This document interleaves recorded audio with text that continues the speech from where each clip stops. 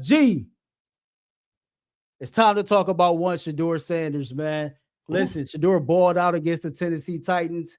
Yes, I know it was the Tennessee Titans, man, but the Tennessee Titans is an NFL football team. Last time that I checked, man, my man left a great impression on the fan base. And as we move the page forward, he was named starter for the rest of the season. We got a big matchup this weekend against the Chicago Bears, not necessarily in the stat department, but just overall over these next four games. What do you think the next steps are for Shedeur Sanders in order for him to lock down that QB1 spot for the 2026 season? See, one of the things that we haven't talked about and what an angles is, Earl, is we talk about what the organization need to see, right? Shedeur talked about him and the Hungry Dogs, right? He talked about some of them young pups that he got that was out there that was grinding on the scout teams. He talked about putting the extra work in. A lot of people believe necessarily it's going to be the coaching staff that choose who's going to acclimate themselves. It's going to be the general manager and the owner. Yes, all those people do have a say-so in that, but we know when we come from, in a place where we come from, the leaders are already chosen. The leader, like you could be a leader on your block and you might not play football or basketball or nothing. You could be a leader in your community and you just one of them dudes, right? And so for Shedeur, in this next 2, 3, 4 weeks and getting that runway, he needs to acclimate himself. And at the end of the year, you know who will tell him who's the leader and who's the franchise quarterback? Them dudes in that locker room. The Myles Garretts, the young dudes, the Jerry Judys, the Quinshawn Judkins, all the young guys will say, they will step up and it'll almost be like it's passed to him because he's earned it. That's the thing a lot of people don't get they don't understand. It's not necessarily the stats do it or how many yards you throw for. It's the fact that do people rock with you? It's people moving you. And the one thing that the young man has, he got that thing. He got that thing where it's hard to quantify. He got this thing where guys want to see him win. Guys want to play for him. Guys want to be around him. Guys want to show up for him and put that work in. So for me, I just want to see you continue to go out there and acclimate yourself with your team. Because at the end of the season, it'll be, hey, this our guy. He's the dude that's going to be getting them together going to Texas or Colorado to throw the football. And that's what I'm excited to see is him building that relationship and building that team environment where the work he puts in now will show you and tell you he's the guy, not necessarily the numbers. Yeah, I'm right there with you, right? I think if you watch the games, actually watch the games and use your eyes and do the eye test over these next 4 weeks, I think that'll be the best way to assess and properly evaluate Shedeur Sanders. For me, man, it's really about just stacking good performances and staying consistent, right? Continuing to get better and staying consistent. I think when you talk about growth and getting better, right? It's about going back and looking at the film, seeing what your strengths are and making your strengths even stronger. And then seeing the areas that might be challenges for you and then learning how to overcome those challenges. Excuse me. And that's what film study is for. That's what practice is for. And then you hopeful to be able to translate that over into real game time. And I think we've seen that from Shedeur Sanders in his last start. You know, the numbers is going to say whatever you wanted to say about like how fast he got the ball out of his hands. But to me, my eyes told me that he was making a proper read. He was properly processing the situation and he was getting the ball out on time. I thought everything was fluid. I thought that the 60-yard dart to one Jerry Jeudy was the throw that where everything just seemed to click as far as trusting your eyes, trusting the timing of everything. And you could just see in 1 week, right, the communication and the practice reps together, how they were able to make actually an en route adjustment. Safety came down, cleared out the middle of the field, and Shedeur threw it to a spot to where, okay, I'm going to trust that my wide receiver is going to be there. From there, boom, take off 60-yard touchdown. Next thing you know, man, he's slinging darts left and right. And so we know that Shedeur Sanders is taking this whole situation serious. We know that the pressure is there for him to perform.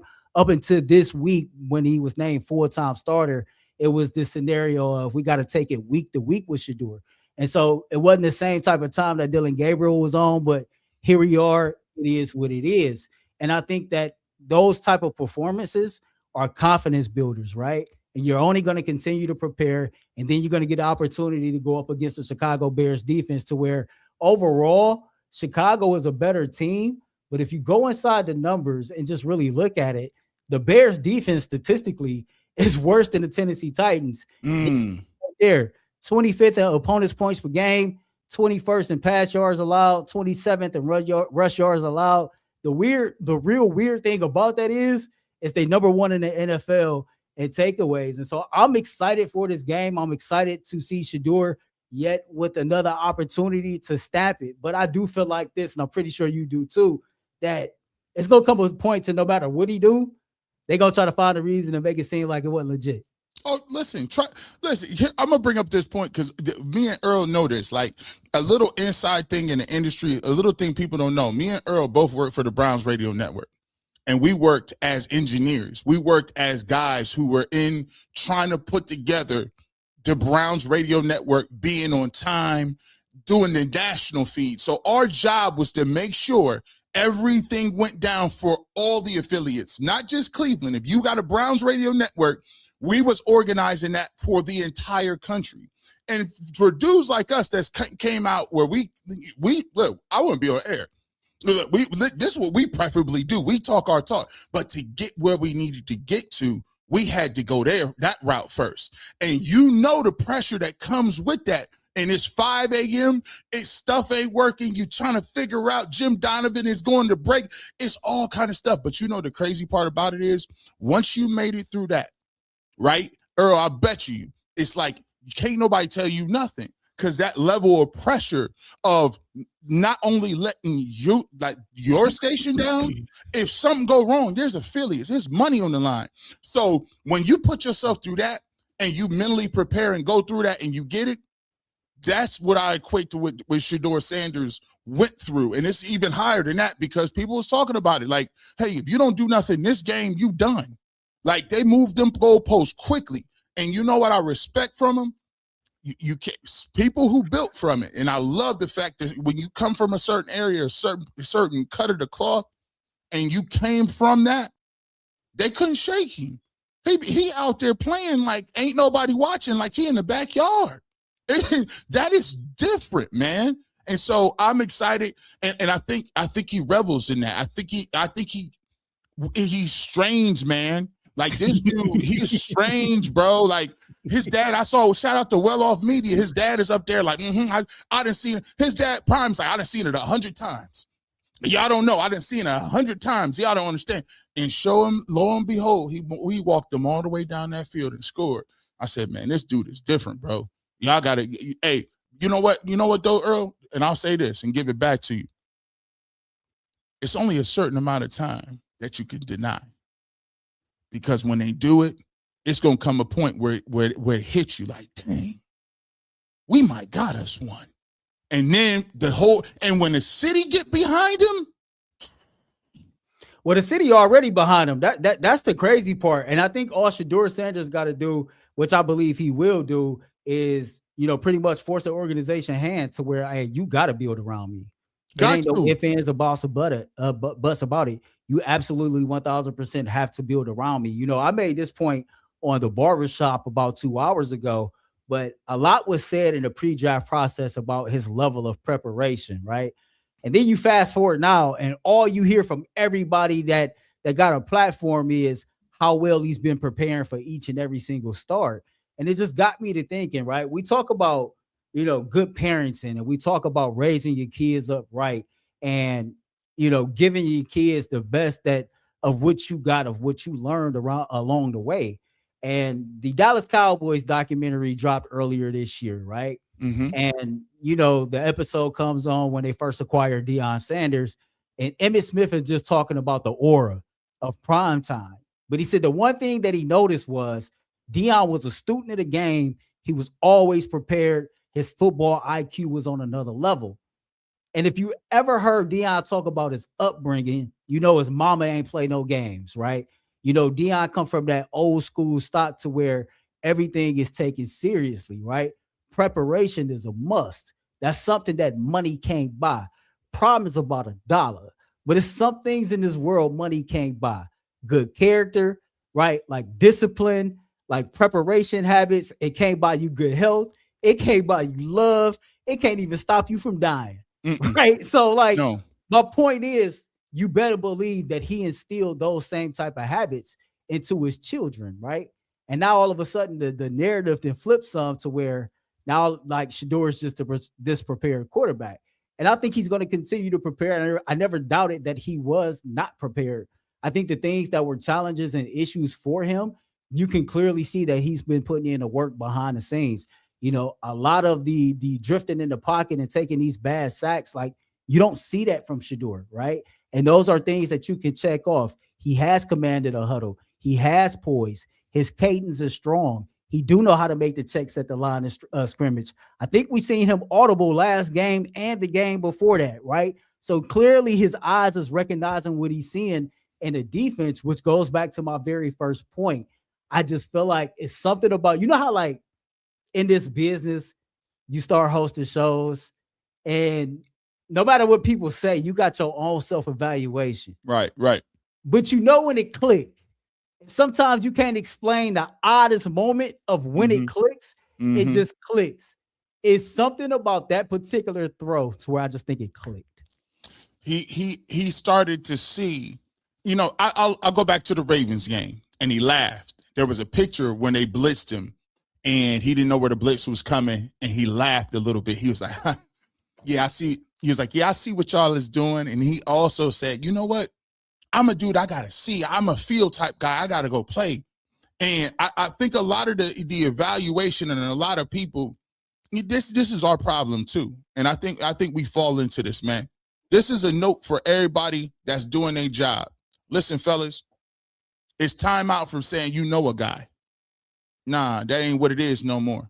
Oh, I trust the guy in this. No, you trust your own eyes. You got to put like Alonzo from Training Day said, when at the end of hey, you got to put your own work in around here, homie. Like, you know what I'm saying? Hey, don't be taking nobody. And listen, this ain't reading Rainbow, but don't take my word for it. Y'all cats was not tuned in. And right now, what's catching y'all catching it is like, dang. Oh, why was this in front of our faces? And you're like, because you didn't see him play before. See, a lot of us, I was watching him at Jackson State. I was watching the Baylor game. I was losing my mind when he threw for 500 against TCU. Like, I was watching the Baylor game. I watched some of them games. Yeah, I didn't like how Dan Lanning was talking in Oregon. We seen all them. So some of the plays and some of the stuff that we seeing now is evident. But the one thing that I give him credit for, and I know that this is some warrior type stuff. Man, the man's dad had cancer. The man's father had cancer. And Coach Prime, this is for all them people that don't understand how media trained they are. Coach Prime and Shedeur knew that they would pounce on it. Oh, you have a little adversity. Your dad got to come in here, huh? Oh, your dad showing up to camp to save you, right? Oh, you're not the starter. You got to have your dad in here. Oh, they played it so well that he said, I got my one son with me. Don't even worry about that. Shiloh and Shedeur are going to handle theirs as men. I'm going to catch up with you on the other side when you get to where you go. And that was pivotal because he went through that trial and tribulation, and he went through it. He had to go by his own. God had to have him through a situation where he had to go through the fire. People was talking about, they always say, trade him. I said, no. You got to go to the fire sometimes. And when you get through the fire and you get to that place where you've been tried and now it's your time to shine, now it looks way better than what it is. Because guess what? They say that same fifth round stuff you talked, that fifth round is the thing that leads the headlines. The fifth round pick that did something nobody couldn't do. And I said, you know what? Shout out to them. They went through the fire with it. And it's good to see they on the other end. We want to keep it going this week against the Bears. Man, shout out to everybody that's watching. We got 656 people watching us live right now. We got some super chats that we're going to read. Before we get to some of the super chats, Kenny Lonzo had this question, man. He said, Earl, question, why some of media in Cleveland just are not happy that they got lucky on Shedeur? I think we both can answer this question. I'm just going to give my opinion on it, right? So, quite frankly, you're going to deal with two different type of people in the media. Some people make their stance, they speak their opinion, and then boom, they plant that flag. That's where they at, right? And some is just too stubborn to kind of change their mind, even if the information changed, right? And then, quite frankly, there are some people who just quite honestly just don't either believe or just don't like Shedeur for whatever reason that they have. So no matter how well he plays or who he plays well against, some people just are going to feel how they're going to feel no matter what. Yeah, some people. I always talk about it, and what I like to do is I like to give people a dose of reality, and I like to say, listen, everybody ain't for everybody. But the one thing that you can do, I believe in moving outside of your comfort zone and being able to identify and embrace with people that are different from you. I think that's one of the biggest things for any team that's successful is finding the differences, not letting the differences in with somebody or unfamiliarity in what maybe his culture is, his music, his jewelry, the preconceived notions. Take the time to get to know the person, come to a common idea of what that person is once you get to know them, and then base it on that. One of the things that I would ultimately want everybody in the media to do is base it on what you see on the field. Base it on what you see in the community. He's out in the community. He's a good kid. He ain't getting into trouble. His teammates love him, right? He's gone. He talks to kids. He talks to them. And then on top of that, he's putting the work in. It's documented. You see it. And now you're starting to see the dividends on the field. So sometimes the narrative can be bigger than what the perception and the reality is. But listen, just look at the film. The film don't lie. Embrace it. Miss Bell said, you got the G. Bush nod. Let's go. Shout out to Miss Bell, man. She always spending bread with UCSS, man. Nothing but love. The Disciple says, only concern, I'm a fan. The Browns still a bad team. I have faith in Shedeur. Still need better supporting cast. QB can only do so much. I think that's a fact. And I think that's kind of like what we're talking about now, right? You do your part and solidifying this to where they can't deny you for 2026. And then we'll talk about how you could build in 2026 with those draft picks. Miss Bell says, again, I'm not worried about anyone they play. The O-line looked brand new with Shedeur Sunday. They'll get better. I won't be surprised if they win any game. And then Kevin Short, shout out to Unc, says 12 is him, nephew. By the way, that's my adopted uncle, man. That's my man Cecil Short's the third uncle, my uncle. Now, I appreciate you. By the way, it was Uncle Shorts who let Cecil know when they had that game here in Cleveland. He caught the game winner. Right. The first half wasn't going too good. He told Cecil, hey, man, get your shit together. Get it together right now. Right now. I remember that game, too. We ain't playing those type of games. You did not come home to embarrass yourself, boy. Right. Get it together. When we talk about, him stamping himself, and so the Browns can build out around him, Quinshawn Judkins, man, stud, right? Harold Fanning Jr. is a stud. I think once they figure out how to use Dylan Sampson properly, he could be another weapon, right? I know people got their opinions about Jerry Jeudy. I think Tyvus was the one who first brought it up, that Jerry Jeudy operated a certain amount of percentage of his snaps in the slot last year, and he had a more productive season. The drop still was the drops. My whole point is, I don't know, man. You take one of those first-round picks, you draft you a Cardinal Tate, maybe go sign you a George Pickens or something like that, put Jeudy in the slot, all of a sudden, that offense look a little bit better. What you think about that? Man, come on, bro. First and foremost, man, any bona fide quarterback, I like what he did. Shedeur Sanders showed another level of leadership. He understood the frustration level with Jerry Jeudy. He said, I know G. Bush and them are going to be on him. Don't even worry about it. Let G. Bush them deal with Jerry Jeudy. But he did what he was supposed to. I'm going to keep that in-house. I'm going to talk with him. I'm going to pray before the game, and I'm going to get him involved. That's what you do as a quarterback. You understand that you're the CEO. Everything run through me.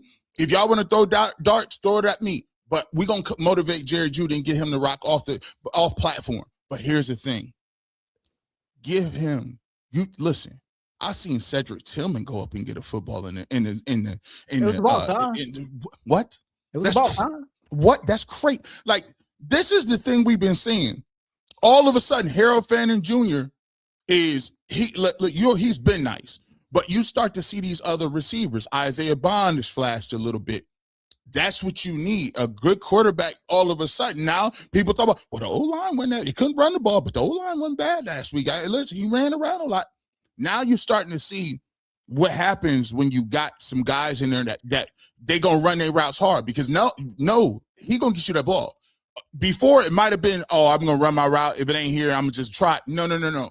You better be running at all times, because they know he can get them the ball at different platforms. He gonna extend and do things. And if you give him a Carnell Tate, come on now, Earl. Like, come on, because now we're gonna slide Jerry Jeudy right back down to the slot. Harold Fanning Jr. Come on, like guys. And so when people talk about packaging up for Mendoza, you tripping. He would throw his glasses, like just even thinking about it, like, that's stupid. Yo, I was gonna tweet at you Sunday, man, but like, I ain't really want to like excite people, but I promise to God, when Jerry scored and he did this, I thought I felt like he was talking to you. Behind the scenes, Earl came at me today. I walk in UCSS. He said, G. Bush, did you see the subliminal? That was for you, big dog. I said, come on, man. That's a subliminal. See, me and Earl, we watch Battle. He said he had 3 bars for you, 3 subliminals. We not trying to hear it, and don't celebrate me now. I said, Jerry, come on around. He'll be all right. He'll come back around. Here's the thing. If you can get him in the fold, that's what quarterbacks do. All of a sudden, Jerry Jeudy, and if he want to keep catching touchdown passes, let him flip in the end zone 17 times. I'm cool for it. I'm all good for the smoke. There it is, man. Y'all let us know, what is the next step, man, in this whole growth process for Shedeur Sanders, man, to make the Cleveland Browns not be able to deny him as the starting quarterback for 2026 and actually take those picks and build around him.